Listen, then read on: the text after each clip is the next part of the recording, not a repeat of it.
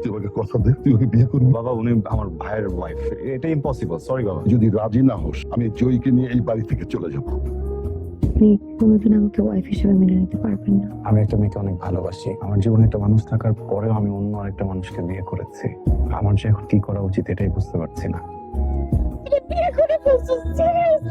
তোমার সাথে যেটা হয়েছে এটা অনেক খারাপ হয়েছে। আমি না জাস্ট একটা জিনিস জানি, আমি তোমাকে অনেক ভালোবাসি। আপনি এসছেন, বাবা মা আপনার জন্য অপেক্ষা করতে করতে ঘুমিয়ে পড়েছে। আপনাকে অনেকবার ফোন করেছিল কিন্তু আপনাকে ফোনে পাওয়া যাচ্ছিল না। আমি আপনার জন্য ডিনার রেডি করে রেখেছি আর আমিও খাবো না, খাইনি। খেয়ে আসছি বাড়িতে। আজকে সবকিছু বলে এসেছি, ওকে এটাও বলেছি। এদিকে সবকিছু সর্ট আউট করার পরে আমি এই সম্পর্কটা শেষ করে তোকে বিয়ে করবো।